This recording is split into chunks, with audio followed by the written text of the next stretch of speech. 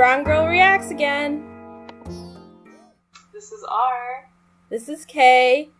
And I guess we can just talk about our today's topic, and that is religion. Yep. And gonna go a little bit into what a religion is, sub-religion, cults. We're gonna talk about our own experiences, and then some cults and megachurches and just specific instances like that as well that we find interesting. Yeah, and also about the difference between religion and spirituality. So that is the topic list for today. Yeah, I think the biggest reason why we kind of chose this topic was because I think I read recently that millennials are less inclined to go to a more structured religious institution compared to older generation. So that means like attending church or temple. It's like we tend to have a more secular view on things, and we tend to be more accepting. So like it's just an interesting topic to have, especially coming from like a more conservative culture. I would say that takes a lot with religion. Oh yeah, and you said back in high school you were like not a mega Christian, like a crazy. What'd you say it was? I was definitely crazy Christian? You said something. Yeah, I mean, I like to call myself as like one of those conservative like Christian bitches. I can cuss on the internet, but basically, I was very much like a moral high, and I feel like a lot of people tend to go through that. Is like they end up on a moral high in terms of like, I know better than you, I'm more sophisticated than you, I'm more morally righteous than you. And I kind of went through that period until like college, and then I kind of realized, no, I'm not above or superior to anyone in that context, I'm just me. And so I shouldn't view myself as highly as I once thought I was. I also find that interesting. I went through like a self-improvement phase on YouTube, and you'd be surprised how many self-improvement YouTube channels and books there are there. Like it's its own industry. And one of the things I noticed is when you're in that phase, you feel like you're so much better than everyone else because you're doing certain things.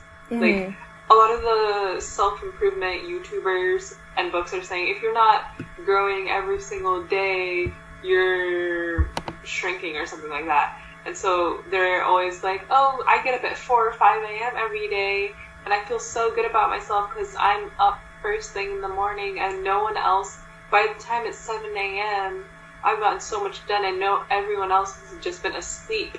Like, I'm ahead of the world. Like, it's like, this is feeling better about themselves because everyone else is beneath them. Yeah. Kind of related to what you said, you feel like you're on a moral high. I recognize that within the self-improvement industry. I just did air quotes to myself. But yeah, the self-improvement industry, it's like I think reaching off of that. I think basically it's like this idea that I'm wanting to be superior than you, and like I am better than you in that kind of context where it's like we're not on an equal playing field because I know this much more about something than you do. So like I think a lot of times it's self-improvement, it's all about developing like a self-esteem, especially people that have like tend to have low self-esteem. It's a matter of like trying to find themselves more confidence and like saying, but it's kind of essentially telling people that they have a right to be feeling superior than other people, which I don't tend to agree with, but then I kind of understand if you have such low self-esteem, you're trying to like build yourself up in that sense. Yeah, because I think the point of the self-improvement stuff was like, oh, you become a better version of yourself. But a lot of the vibe that I get from some of the books and YouTubers is like, in the end, like, it just comes off across as, oh, now that you've done this self-improvement course, you're better not only than you were yesterday, but you're better than everyone else because you did this thing. Oh, yeah. That's the same thing with, like, even if you join a religion. So, like, I guess going back to our, like, main topic, is that especially, like, how do we really define what a religion is? and how does that, like, compare to, you know, doing, like, in terms of spirituality. So, like, I think a lot of times self-improvement will tie in with spirituality, where they're like, you're being called to a higher being, or you're being... Wellness. They call it wellness when they're in the secular sense of spirituality. Like, oh, my mental well-being, or just, Oh, really? I didn't know that. I've been around on that YouTube self-improvement train. I've been into very, very specific parts of YouTube. I've spent a lot of time there. Yeah, I'm pretty sure, like, it's an interesting thing. Like, there's definitely a lot of different books and, like, YouTube videos, and everyone has, like, a different perspective, but I always feel like the commonality is that, like, you know, you just have to, it's more of, like, that inwardness, where it's, like, you have to improve yourself. It's all about improving yourself. It's always, like, that one person kind of goal. It's never kind of, and then they try to tie it in with, like, the outside world. They're like, once you improve yourself, then everything around you is going to be ultimately, like, so much better.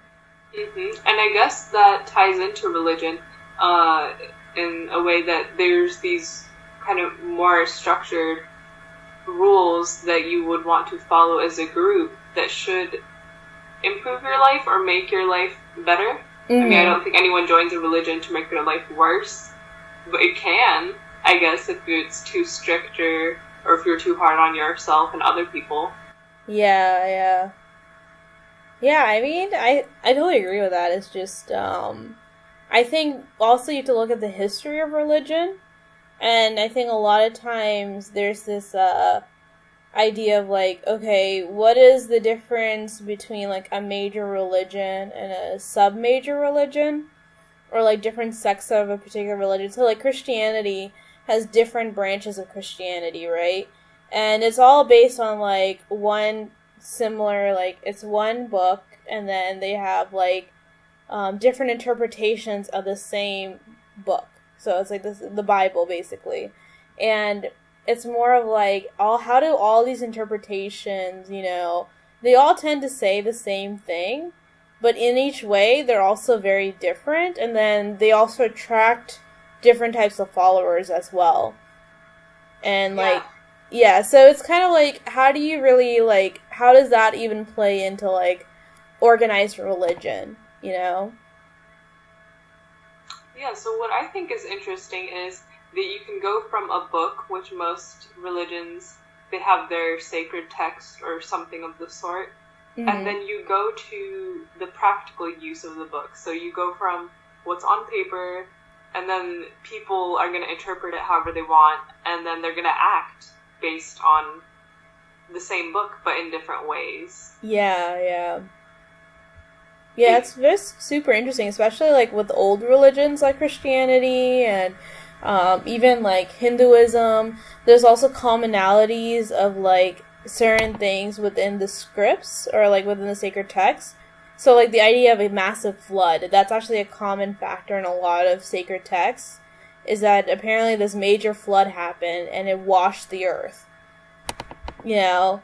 So it's, like, there's always this kind of, like... form of cleansing or something like that? Well, it's, like, it's actually, like, an event that occurred in the past, and no matter what the religion is, there's a reference to it, which I find, like, a connecting thing amongst all ancient religions, is that there's this connecting, like, events or sequences or similarities. And so it's kind of like, you know, are they more fact than, like, you know, what people perceive, or what some people might say is, like, fiction, or things that were written a long time ago, like, did these things actually occur? And a lot of historians will say because of the commonality of how the way it's written, or, like, the fact that it's been written in many different ways, but, like, it's the same kind of event, that indicates to them is that it did occur in the past, in, like, early civilization. So many sources are saying the same thing. Yeah. It seems hard to just be a total fabrication. Yeah. And so, like, that's the thing with, like, religion, is that it's indebted into, like, the human civilization for, like, eons, right? It's, like, this idea of, like, being with a higher being, or, like, worshipping something, and they all tend to have, like, similar core, like, moral values. I don't know if, like, any kind of particular... I mean, there are religions that don't tend to, like, you know, well, preach... there's the basic ethics that most religions have. Yeah, it's yeah. not good to do this, not good to do that, which you don't even really need religion to tell you. Yeah, it's more of like a... Yeah, it's more like a human code, right? It's like human decency, where, like, I'm gonna care for you because I see that you're in pain. And it's kind of like going off of that and just like, you know, this is what you should do on a moral basis. And even if you practice Hinduism or Islam or Christianity, it's like that kind of same core values that tend to be like the connecting feature sometimes. Yeah, the similarities between religions, I used to want to major in like religious philosophy or something like that in college. I never looked into it because I don't know what I would do with a degree in that, but in terms of something I would want to study, I used to really want to get more deep into the study of all religions in general. Not in terms of, I want to practice this religion, but I wanted to study each of them and see how similar they are and different from each other, because there's a lot more similarities between them than, well, I don't know more similarities than differences, but there's a lot of similarities.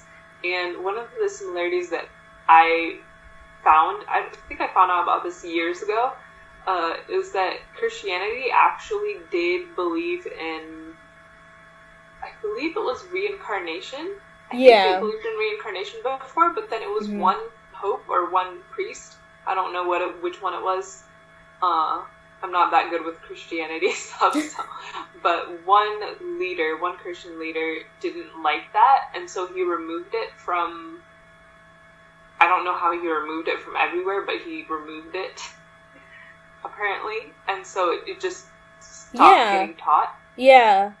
Yeah, I think that's that? Like, well, I think I've heard of it before, or like in some context of it, but the fact that, like, especially when it comes to like modern day religions and how modern day religions have been developed and things like that, it always has to do with like there is this one particular leader of like some church, and like especially when you look into like Lutheranism, Martin Luther went against the Catholic Church and developed a whole nother branch of Christianity, which then spawned into like North America and then developed its own branches. So it's kind of like there's always this like dominating feature or person, a personality that causes the religion like shifts their own interpretation. They have their own followers, so you're kind of following the interpretation of one person. Yeah. Instead of, I guess, your own interpretation? Yeah.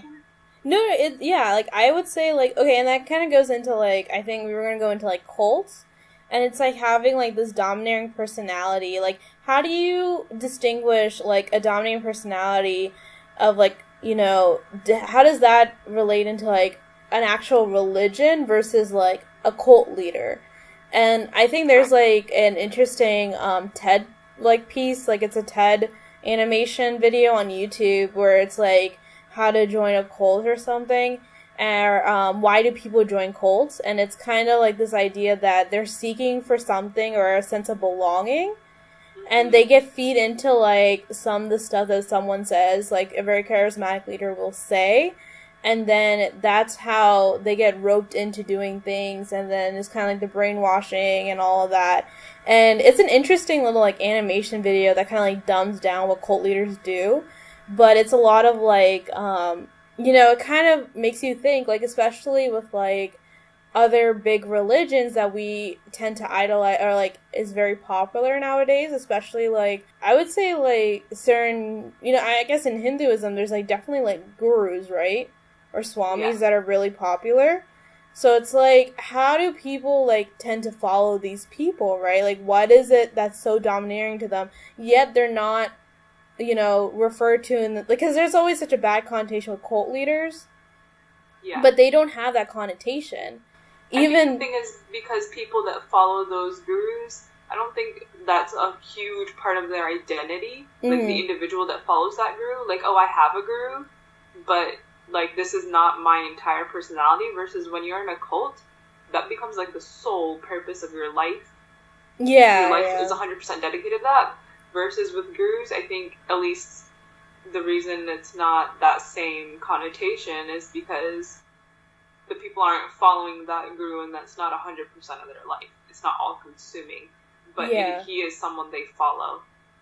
Yeah, and I think there's also the sense of, like, will I defend this person? You know?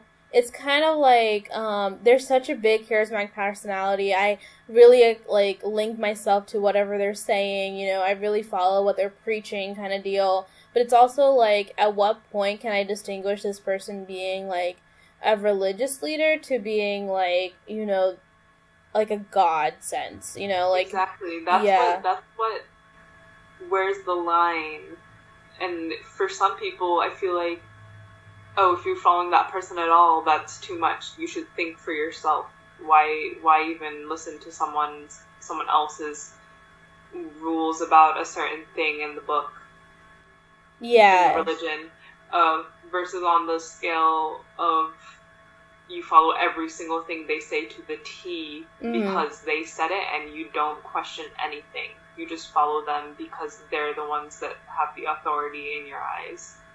Yeah, and it's kind of like, how do you... So it's kind of interesting, kind of goes into, like, especially with cults, how does, like, a leader... I guess it's basic, like, maybe charisma or something, but there's something in, like, a cult leader's personality that draws their followers, you know? And that kind of makes them want to do things for this person, regardless of what it is, you know? And it's, like, it's so fascinating to, like, watch documentaries or to watch, like, different things about it.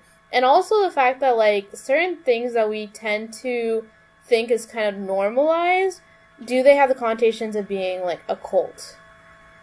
Exactly, because I think it's a very cultural thing, the definition of, like, a cult versus a religion. Mm-hmm. So some cultures may view being very religious as normal. Mm-hmm. And it's not obsessive at all, versus in another culture, if it's not normal to be that religious, you're the weird one for being religious. So I think culture is a huge part that affects how someone who practices a religion gets viewed. Because in one part of the world, it might be normal, but in another part of the world, they might be too religious or not religious enough. Mm-hmm. And I guess it also depends on, like, the practice of the religion as well. So, like, I think anything that results in, like, a violent connotation has a very, like, you know, or if there's something that's in their practices that have a very violent, you know, it has something to do with, like, violence or against, like, other people, then it's definitely leaning more towards on the cult side than it is on the religious side, where it's like, okay, there's something kind of wrong here when you have to, if you're inflicting any kind of harm against someone else. You know? Right. And speaking of that, you want to start talking about the documentary? Yeah, so... Wild Country? Yeah, so, like, I think when it comes to, like, cults, there's a recent, like, Netflix documentary about this particular, I guess you could say a spiritual organization, because I actually don't think they're really a cult, per se.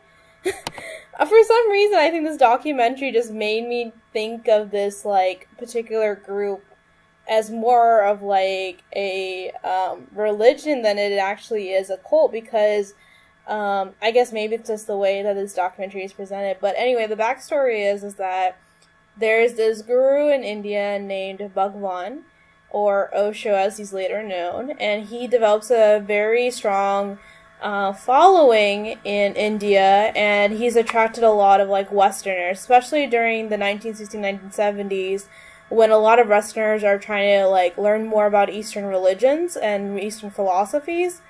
So he definitely gained a lot of followers, and he actually, he and his right-hand woman, or I would say right-hand woman, is basically his secretary, they decide to develop a commune or another version of their ashram in Oregon in the United States. So they basically immigrate to the United States. They develop this massive community, and it's an interesting, like, look into how they develop this community, you know, his followers who still very much believe in his philosophies. I think a lot of them still practice whatever he's, like, teaches them. and kind of like the impact that he has had on some of these people, as well as the impact that that particular community had on the state of Oregon and ultimately like the United States. It kind of shows like the rise and the fall of this like particular commune or this particular group of people. And the thing is fascinating is like at the end of the documentary, I guess, well, I tend to spoil things anyway, but that spoiler alert. Yeah, spoiler alert. But at the end of the documentary, actually, they're still followers of this guru, and they still have spiritual centers throughout the world, which I found like, whoa, fascinating. Like, it's actually still going on. When Kay told me about this documentary, she's the one who found it first, and then I watched it after. And I realized I had seen videos of him, of his lectures on YouTube, and other facet, that doesn't make sense. Another line of YouTube that I've been through, just watching a bunch of gurus. But yeah, he was one of the ones, and I didn't even know he died. He died, what, in 1990? 1993, I think, yeah. It was like it was like early 90s. I had seen a lot of his videos, and I just thought he was a normal dude. No. And then I had no idea when I was watching this documentary that this was the same person. Or I realized as I watched it. Yeah. The name Osho, I was like, oh, I've seen Osho's videos before. Mm-hmm. And I had no idea he was related to this. And I was reading an article about this on, I don't remember where, but the blog post basically said, quote, "I can't believe that happened in the US and I never knew until now." And that's the same exact feeling I got when I finished watching the documentary. I mean, you weren't even born before when it actually happened. That's the thing. Like, this all happened before either one of us was born. And we like, know of a lot of events that have happened before we were born in the US. But the fact that there was an almost a cult led by an Indian guy, I feel like that would have impacted the culture, or at least I don't know. Because you know how 9/11 impacted the culture. Yeah, and how people are treated. So this event seemed pretty big, at least in the state of Oregon. I don't know. It must have gone, like, the rest of the U.S. must have heard about it. But well, it didn't seem to culturally change anything, which I guess is good for us. But I feel like I would have heard about this, but it just didn't translate across the years, I guess. People forgot about I think what happens is that when we look at cults, especially cults in the United States, we look more towards, like, the evil ones. Like, I think if you know about, Jonestown, like, it's basically this cult that's settled in Africa, and it's like, if you ever hear the term or, like, the phrase, like, drinking the Kool-Aid, it's because a lot of them actually got, like, there was, like, a mass, like... Oh, the Doomsday Cult. The People's Temple Agricultural Project, it was known as Jonestown. It was a remote settlement by the People's Temple, which was an American cult under Reverend Jim Jones in North Guyana.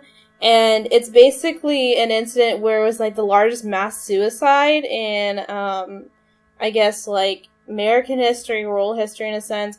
And basically they poisoned the Kool-Aid, and they made people drink this Kool-Aid, and basically killed, like, a bunch of people. And there was actually, it was a total of 918 people that died in the settlement.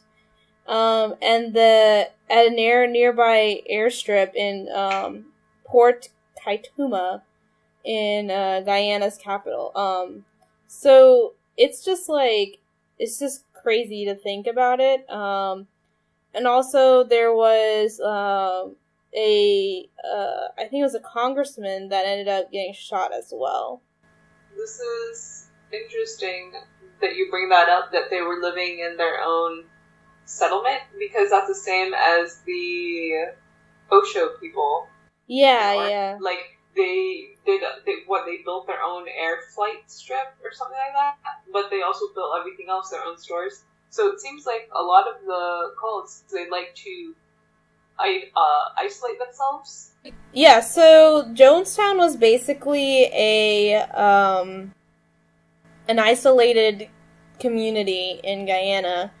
And I think that's one of the biggest things about Jonestown or like any other cults or doomsday cults and stuff like that is the idea that it's an isolated community. But the biggest thing about Wild Wild Country in terms of the documentary was the fact that it's actually an open community. Like, I don't know if it's when really you think like of cults, you think of, oh, it's really hard to get into. You have to do something to be in them, right? Yeah, but I mean, it's also like, it's not about a test of faith per se. It's more of like, they're in the middle of nowhere, like they're trying to build like their own little like town, like reservation sense where, they have like their own forces. And I think the reason in Wild Wild Country they actually got to that extent was not because they wanted to create this force. It was more of like protecting themselves against their neighbors, Yeah, but they're the ones who chose to move there. Yeah, that's true. But they also wanted that, like, enough space for him to, like, branch out and, like, make all these, like, different little ashrams and worship places and things like that. So I think it was more out of, like, a personal greed that they moved to that area. I don't know if it's anything to do with, like, if it has wanted them to be isolated, but I honestly think it might have just been to, just branch and, like, make themselves, like, an enterprise. And another interesting thing that I feel like a lot of typical cults, they encourage, like, having young people and kids in them, or having the members have a lot of kids to grow the cult, right? Yeah. But the thing with the Rajneesh one, he actually was against having kids and marriage and that kind of stuff. So that's why there were so few kids. I remember when we were talking about it, you were asking me why there weren't stories of, like, abuse for kids or something like that. Because that comes out in a lot of regular cults. That, Yeah. I don't like saying it, but, like, stuff happens to kids. Yeah, I think it's, like, that's definitely true. I think, but I think it also has to maybe go in with, like, Osho's teachings, right? So he was more about, like, free love, everything and everyone kind of deal. And there are actual cults where, there's the idea of free love, but it also impacted the children very badly in that sense as well. And I'm not even, I'm not sure if it was the Rajneesh or it was, like, a community or like a cult similar, or not really a cult, like a organization similar to theirs, that there were a very, like, long laundry list of abuses against children that occurred during, like, its reign per se, right? Yeah, and in this one it says apparently Osho discouraged marrying and having children. He sees families as inherently prone to dysfunction and destructiveness. Yeah. And so, in turn, not many kids were born there. In which case, it's, like, interesting, because then you're not going to have, like, the similar offenses that other cults had. And a large majority of other cults had this idea of, like, I mean, it's really bad, but a lot of them have child sexual abuse, Yeah. And it's, like, one of those things where it's, is it, like, does that make them a better cult in a sense? Like, are they still considered a cult, or are they considered, like, a religion? Like, where is this, like, line? A club for grown-ups that yeah, basically really like this one dude and want to live in this one place. Yeah. I think, like, there are characteristics for cults, though. I think maybe, it's definitely different from being in or a definition of what a religion is. Yeah. So,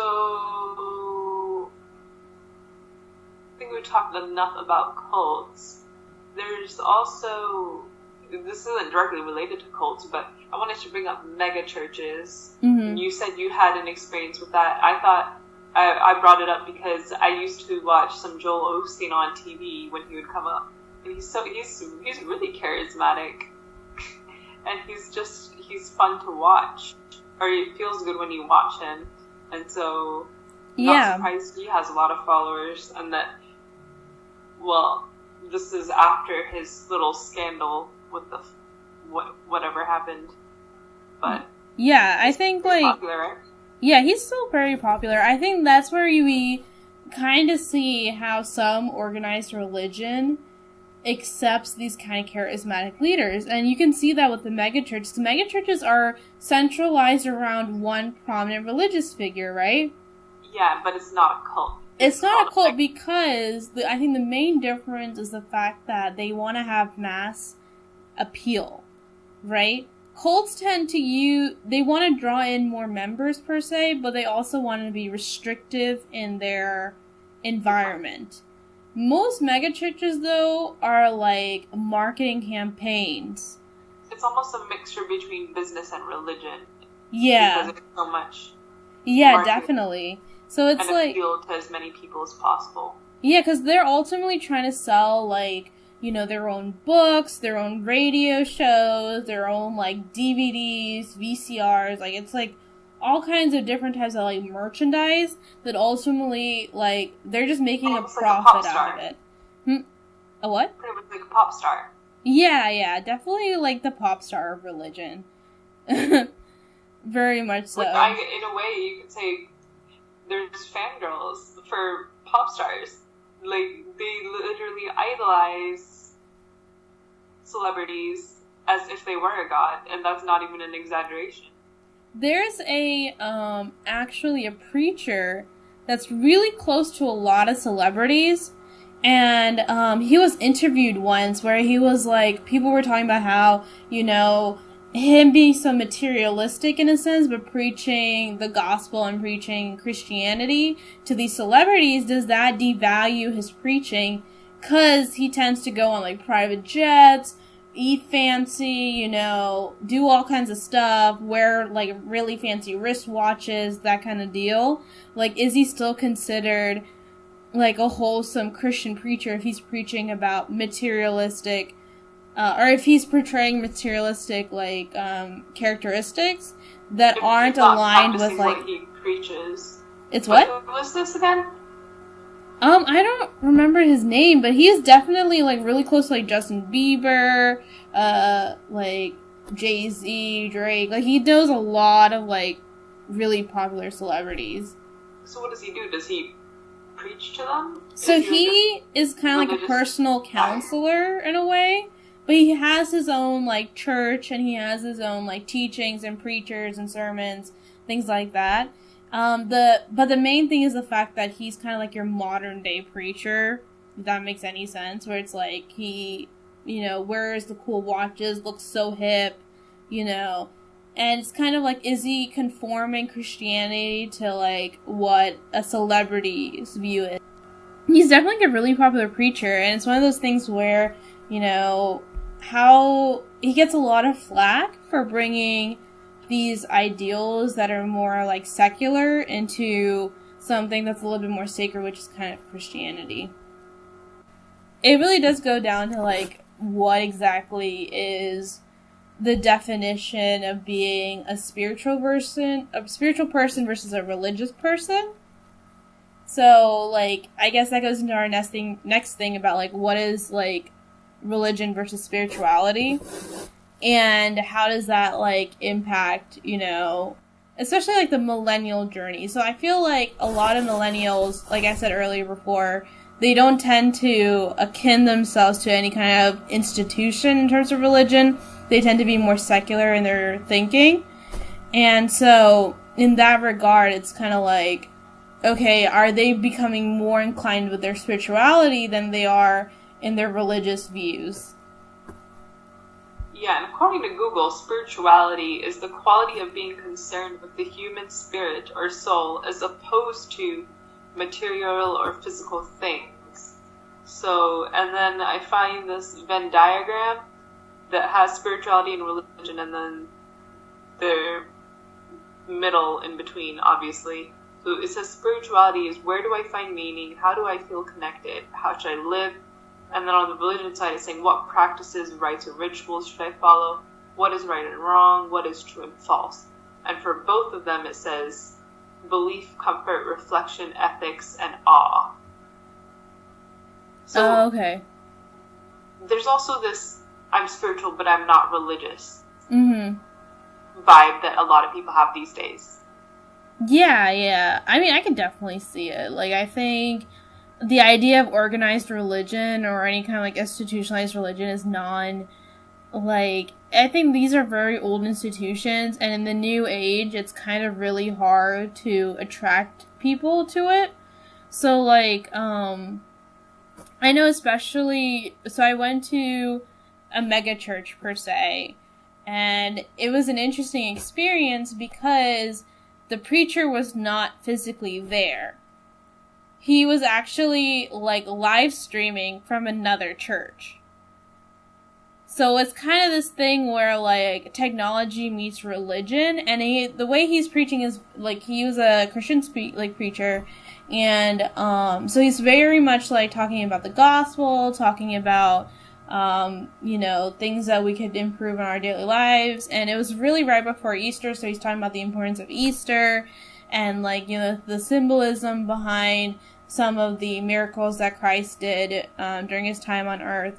So it's one of those things where it's a very broad message, right? And it's a very broad, like, belief set that he's presenting to people.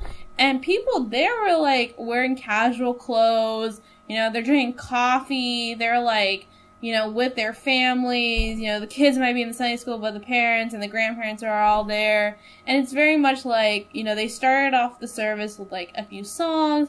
Then you see this really nicely produced videos of people getting baptized, where they're just like, I felt the Spirit of God within me, I'm ready to accept Him into my life, and these are, like, high quality done videos, and it's more of, like, attracting people to, like, I want a high quality video myself.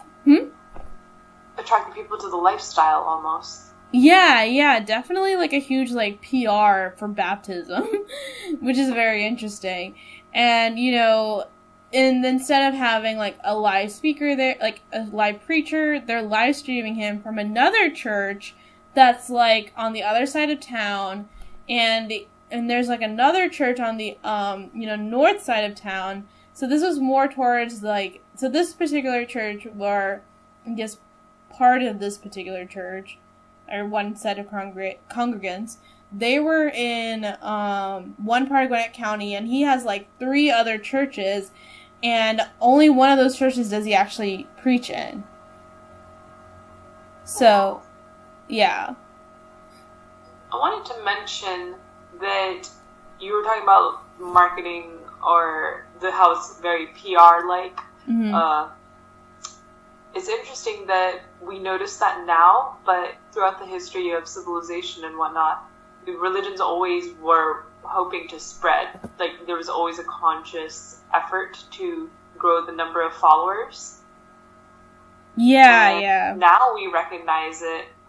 Me and you were, like, thinking, oh, that's obviously they're trying to attract more followers. But back then it was just natural that you would want to do that, versus, I don't know, now, especially since, I don't know what I'm exactly trying to say, but we see it more because we're aware of advertising in general for other things, for other brands like Nike and Adidas and regular companies, and you see the same tactics are applied to religion. And so it feels different because you're using the same typical PR advertising methods to grow the number of followers for a brand versus a religion. Yeah, that's very true. I think it's more of, like, popularizing particular religions to meet a immediate need, or, like, the immediate trend sets, Right, because regular advertising, it's supposed to make you feel insecure. Oh, you don't have this in your life right now, but look at this product. Yeah. You will feel perfect because after you have this product, your life is just going to be set. But right now, you're not enough. And then religion, if you don't feel satisfied with your life, or if you need something more, or a relationship with God, whatever it is you feel you need, religion can fill that gap, is what the message is going to be. So that's why the advertising and marketing is just so similar, because both are trying to increase the number of followers to them, and they're also wanting to fulfill a need, or if there's any insecurity.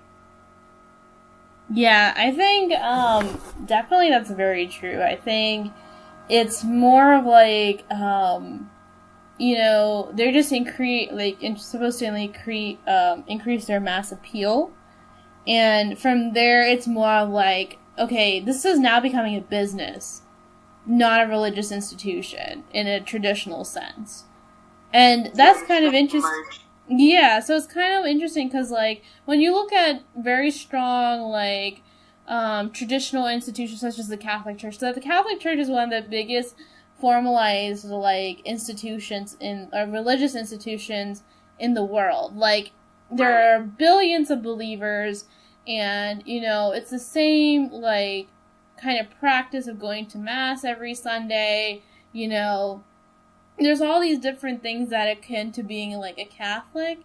And there's also the sense of, like, kinship, regardless of, like, your gender, your race, or where you're from, because we believe in the same thing. Yeah, and not just that. Like, there are, like, cultural changes that do occur. Like, a Spanish Catholic Church is going to be different from a French one. But there are, like, the same set of, like, concrete beliefs, and it's this kind of same set beliefs and the same set of, like, ideals that I think has really allowed the Catholic Church to, like, you know, survive throughout the generations without, you know, there's definitely has been, like, branches and breakages per se, but the institution of the Catholic Church is still, like, dominant, you know? And do you think that's in part because it's one of the wealthier ones? Yeah, and that's one of the biggest things that I think a lot of these churches try to do, or a lot of these, like, mega churches or cults and stuff, is that financial dependency on its congregants, right? Yeah, and it's like, you have to have money, enough money to continue and, like, support the people that do everything for the church, because they can't just not have food, you know, and support themselves. But at the same time, some of these become so wealthy, it's insane. Oh yeah, like, I think that documentary just shows how wealthy people became by developing their own economy basis, which is so fascinating, because I was like, if I could get a group of my friends together and I can just develop my own bank, like, I'll be rolling in dough in no time soon. Like, wait, so what do the banks have to do with the churches, or is this a different thing? So, like, in Wild Wild Country, they developed their own Rajneeshi bank. Oh, yes, I remember this, right? Yeah, so... is that common practice in other religions?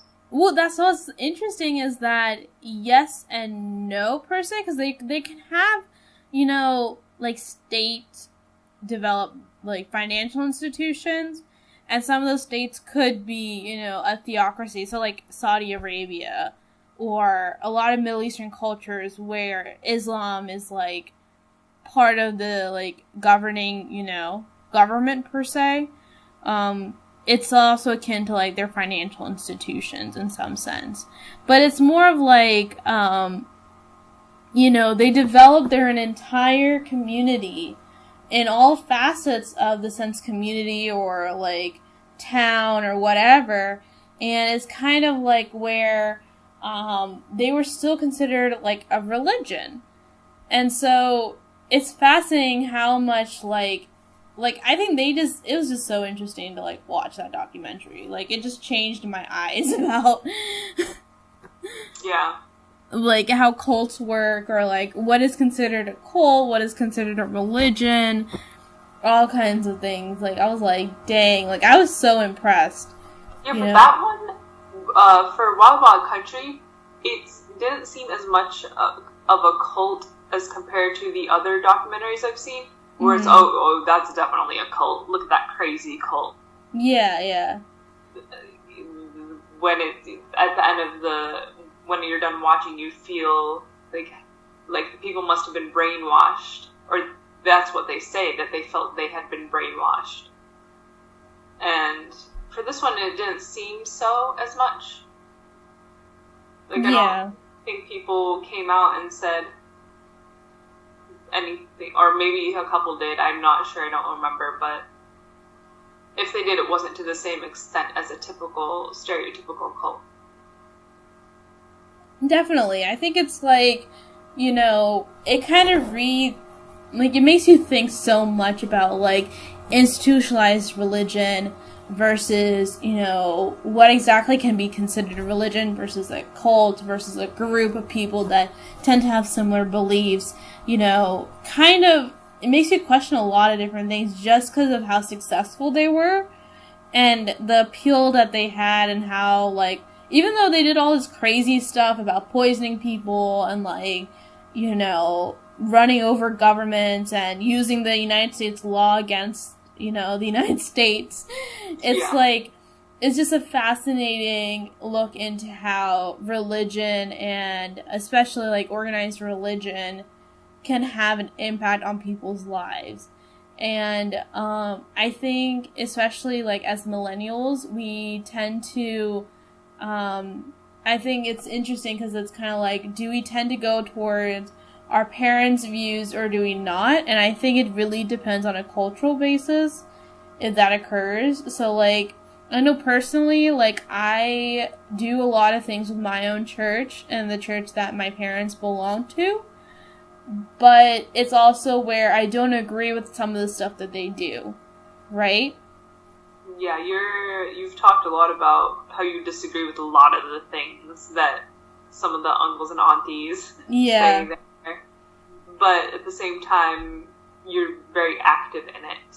Yeah, and I think it's because of my own choice to do that. It's kind of like, you know, I actually do believe in different aspects of the church. I do believe that there is this ongoing thing of, like, you know, being a spiritual mentor to people is really important. And having that sense of community where, you know, even if, like, you may or may not agree with them on certain aspects, but you all come from, like, the same ethnic or cultural background, you kind of understand each other's struggles, which I think is very endearing. I think that's kind of the reasons why I tend to, like, I still remain. So I know a lot of people that have left and have also, like, come back. And it's an interesting, like, conversation to have with them because they say that, you know, it really depends on the individual. So some people, like, they don't agree with the church, so they're not going to come back at all. And then there's some people that, like, you know, they had to go through a falling out to kind of be redeemed in a sense.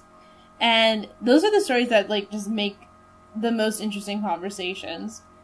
Yeah, and I think it's also interesting to note that obviously you can't agree with what every single person within a church believes about a certain thing, a certain topic, because everyone's going to have a little bit of a different view on pretty much everything.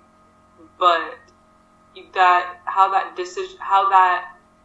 how you let that impact if you want to stay in that church or if you want to leave is different, because you acknowledge that you disagree with not a lot, but some of the things that other people in your church believe, but you're still staying, versus someone else will leave for disagreeing for the same thing. Yeah. And then there's some people that throw a temper tantrum and then they'll come back after, like, a few months when someone, like, just invites them back. So it's really interesting. I think, like, that some of the everyone has different thresholds on how much they can tolerate of difference within the same religion, it sounds like. Yeah, and I think it's also, like, you can have, any religion has extremists, right? And I think in Christianity, we don't tend to talk about our extremists, but they're definitely there. Like, I'm pretty sure, like, even in Hinduism, there's extremists. Even in Sikhism, there's, like, extremists. Every religion has, like, extreme people that take it one step further. I think it's more so because the people are extremists, and they're using the religion as a means to express that heightened personality. Yeah. as opposed to the religion itself is extreme. Yeah. And I think, like, because I can personally speak to that in terms of, like, my own religious experience, is that I've met a lot of, like, very, I guess when you use the term, like, morally righteous, they're definitely people that take their faith into such extremes that you're just like, whoa, chillax. Like, take a chill pill here. You don't need to be this crazy about it. Like, I think they just take it to, like, a whole nother level, and you're just like, you know, like, why? Like, why do you need to go to that level? And it's not anything to do with, like, violence per se. It's more like how they treat other people and they demean other people for not being at the same level as them, or not doing the things that they perceive as correct, right? And I think, yeah, so it's like, and I especially see it, like, with my own parents. You know, my father is, like, he is not he's not a spiritual person, but he is a religious person, is something that I can define him as, because he's one of those people that believes in the rituals and traditions of the church, but he is not a spiritual person in the sense, like, he doesn't pray religiously, he doesn't, you know, religiously mean, like, he doesn't pray and doesn't speak out so often in terms of, like, his own spiritual awareness, as compared to, like, other people. That could be a lot of the reason a lot of people say they're spiritual and not religious, because they don't necessarily want to follow strict rules or traditions because they just don't identify with them.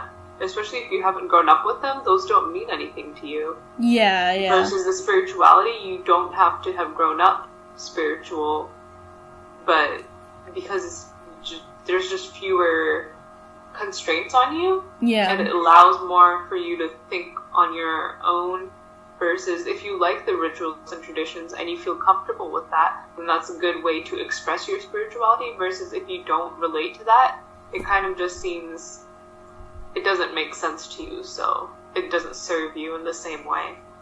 Yeah, definitely. And, like, I think it's interesting because, like, so my mom is a very spiritual person. And she does believe in some practices of the church and some things she actually doesn't even do. So she doesn't say, or she doesn't like to say, Hail Mary, Mother of God, you know, pray for our sins. So it's like the Hail Mary prayer is something that she actually doesn't practice, but it's a very common prayer that is said in the church, right? And this is based off of her own personal views on the symbolism or the, you know, standing of what, or St. Mary is in comparison to Jesus Christ. So, it's one of those things where she has a certain belief, but she won't follow the practices of the church.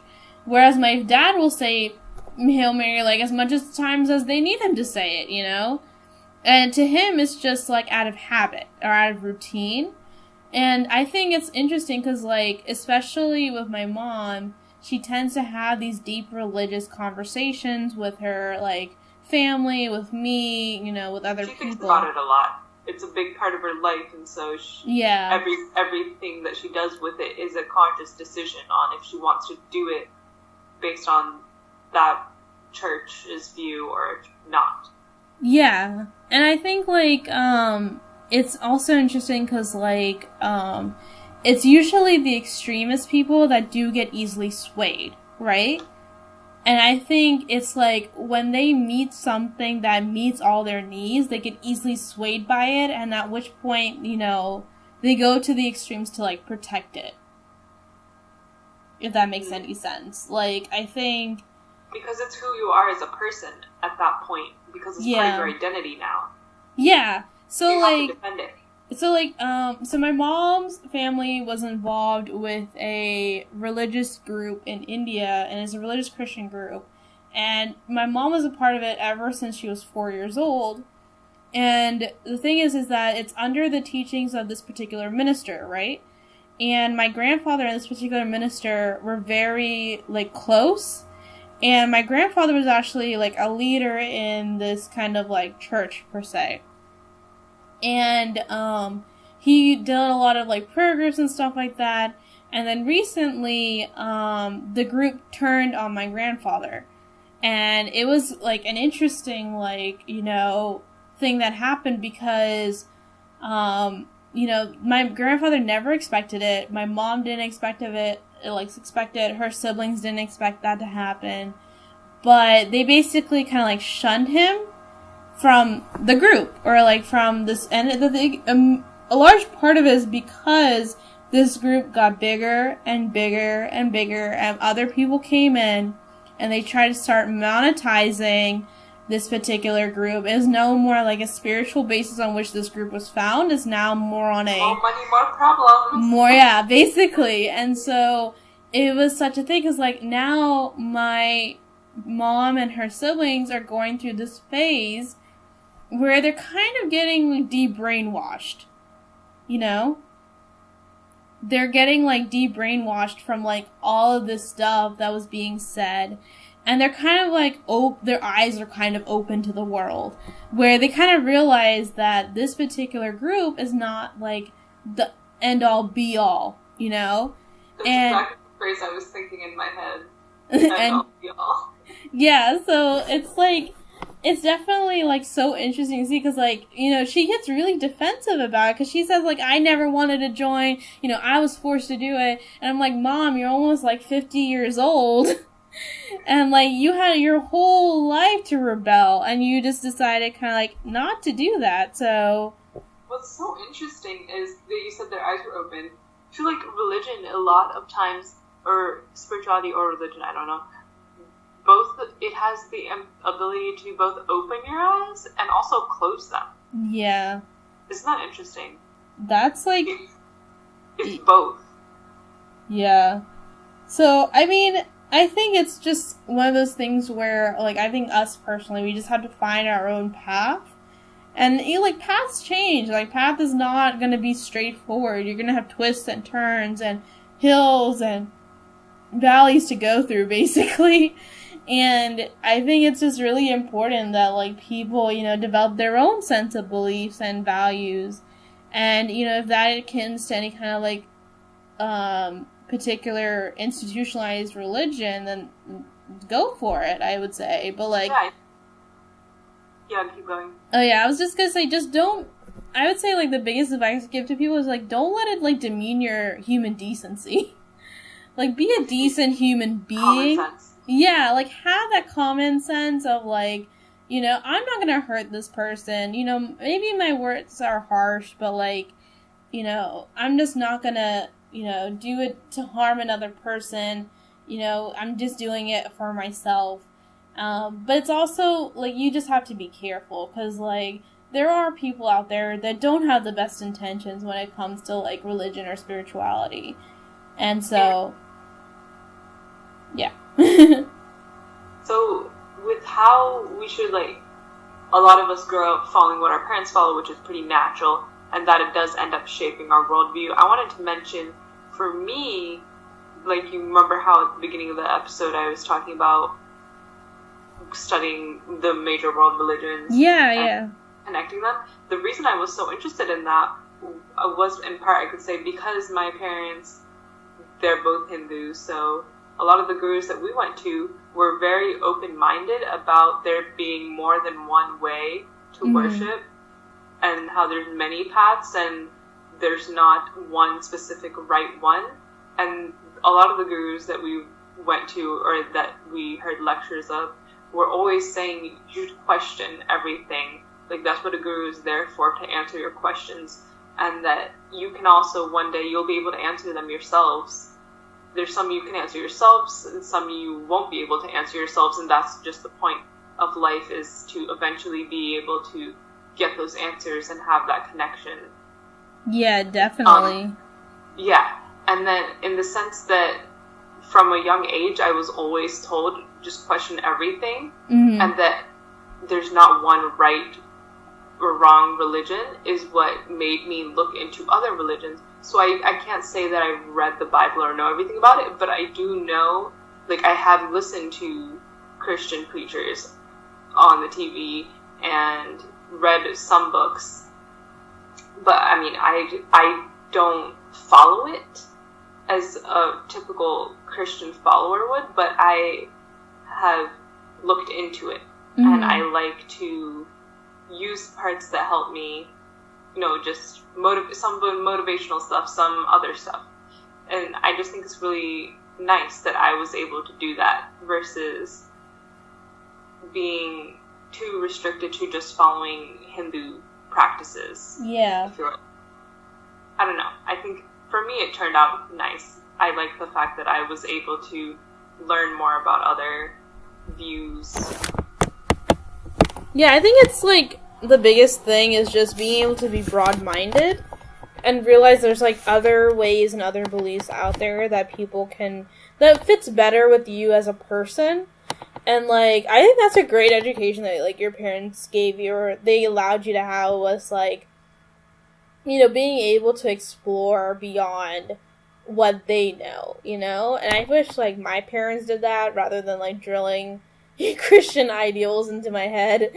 But, I mean, I did get a little bit of it, like, like in school, you learn about different types of religions, and, you like... learn of them, right, yeah. Yeah, and, like, I've always been fascinated about Hinduism. Like, I used to read up on Hindu mythology, like, all the time.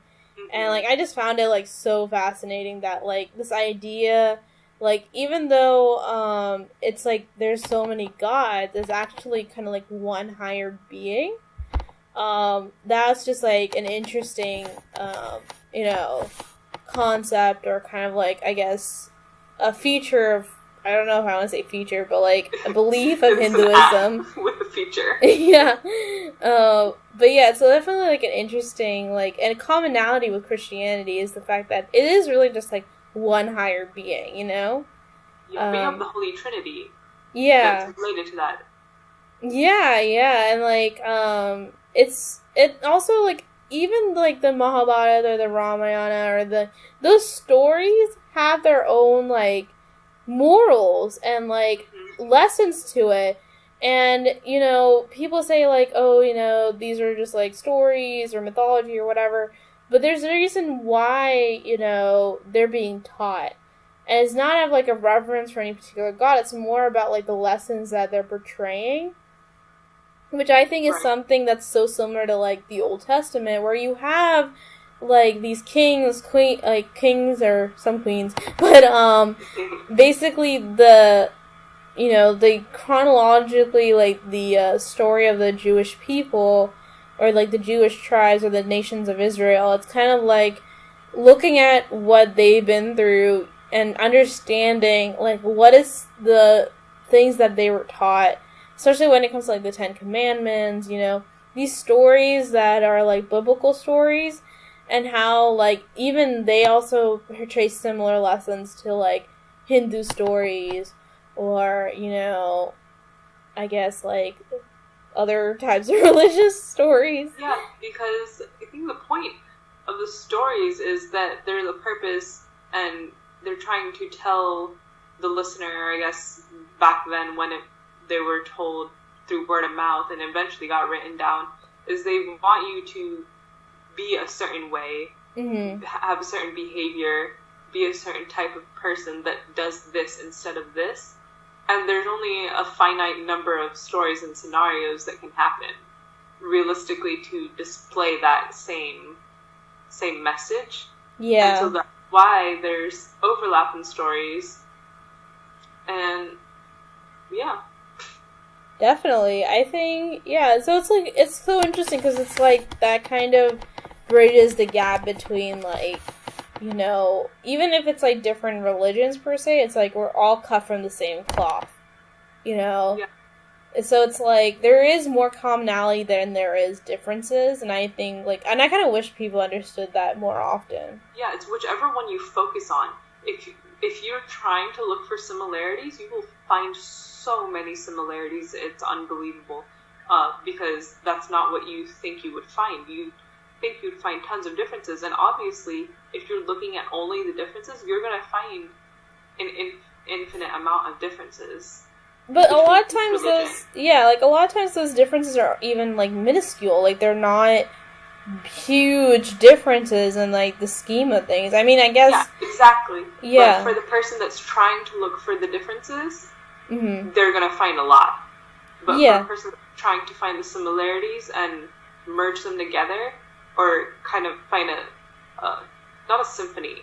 What's the word I'm looking for? Like a synchronize? Synchronize? I don't know. But you know what I'm trying to say. Is it trying to find a clear thread that can connect the views between the religions? Mm-hmm. They can find tons of similarities if they're focusing on them. But if you are trying to argue and make differences between all religions, you can also easily find those differences. Yeah. Whatever you're looking for, you'll be able to find. Yeah. That's what I'm trying to say. Yeah. So, like, growing up Hindu, did you... I always wanted to, like, do all kinds of, like, events and stuff. Like, that's something that I think a lot of Christian people, when they grow up, they don't tend to have, is, like, all these kinds of functions and festivals and, like, celebrations. It's kind of like we have a set schedule, per se, or, like, a set calendar year, but it's not, like, as vibrant as, like, Hindu religion is. Yeah, there's something every month. Yeah, so it's kind of like, and I get jealous of that, because, like, I wish, like, there was that common, like, celebration that happens or occurs that brings, like, people together or celebrates a moment, but yeah, like, it's just one of those things that we don't tend to have, and I think that's some things that you can take from other religions. It's kind of like, those are the good parts about it. It's like this idea, like, celebration, or this strong moral code, or, like, basically, I think that's one of the biggest things that people kind of want, is to develop, like, a legacy for themselves. Like, that's one of the biggest, I think, spiritual questions people have, or, like, kind of like a life question that people have, is, like, what is my legacy? Like, what am I leaving behind that people will remember me by? While they're alive, they want to feel like they have meaning. Yeah, definitely. I also wanted to mention... Wow, I just forgot what it was I wanted to say. It was a good thought, too. It's alright. It'll come back. And I cut you off, so now this is awkward silence. It's okay. I think, yeah, so I guess my favorite religions, I mean, if I had to choose one, it would have to be Rajneesh, the Rajneesh community. They're honestly one of my favorite all-time, like, I don't know, it's just amazing. I mean, that documentary was just, like, I could not stop watching it, so... It was I like how it was filmed, too. One of those people that will watch something even if I don't like it, if it's filmed well, aesthetically. Oh, yeah, for sure. Like, it was nicely done. Like, they probably will get some sort of reward for that documentary. Yeah. I think, there's a lot of people, though, that have, like, definitely, watched it, though. Like, it is a quite popular documentary. And I remember what I was thinking. Mm-hmm. So, I don't remember what it was related to, but I think when we were talking about the impact of people, and then you went on to talk about how it affects your life or something like that. But also these leaders, a lot of times you'll hear, the followers or just regular people say, when I saw them or when they walked into the room, I felt their presence. Yeah. And your body physically feels a different feeling. Mm-hmm. Like their energy, you feel it in a way that you don't feel around any other person. So there's this other documentary, it's like somewhere on, YouTube, and basically, it's just like a really short video, and it's about it's like apparently a cult that makes fun of being a cult. And actually, it was a, guy that went to India and studied under some swamis, and he wrote a self-help book, right? Or a series of self-help books, and developed, like, some sort of, like, spiritual practice center in northern New York. and they developed this center, and it was done in like the early or sometime in like the mid-90s or early to mid-90s, and he actually had a considerable following, and there were people that, you know, worked at the center, and, you know, these were people that like had their day jobs, and then they were working there, and they were young professionals, and they were people that you wouldn't have expected to join a cult.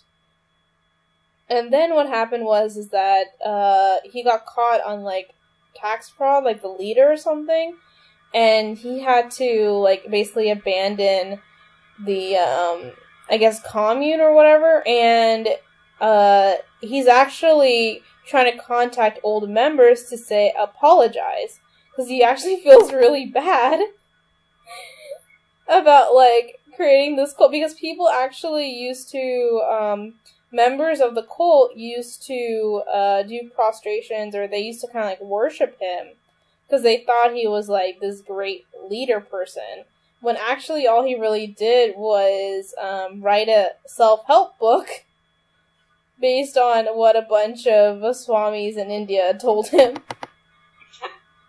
So a summary.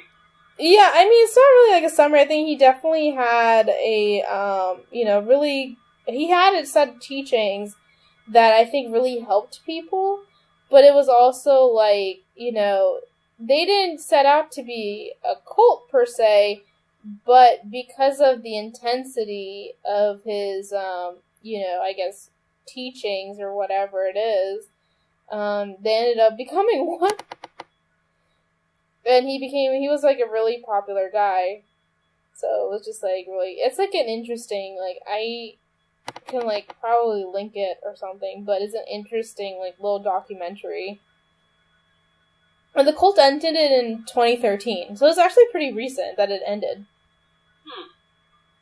Interesting. Yeah. But I guess that's like one of my favorite cults or religions, besides the Rajneesh community, was this like cult that didn't think it was a cult. I think we should talk about our lives now and then close this out. Anything interesting? You know how we were talking about we're going to do segments? Oh, so yeah. I know you're moving. You're moving in 1 week or 2 now? In 1 full week, yeah. I will be... So the countdown has officially started now that you know your start date. Yeah, I will be leaving Georgia probably on the 23rd, so I'm going to be flying out with my parents. And yeah, I am moving out west. I don't know what'll happen after that. Here's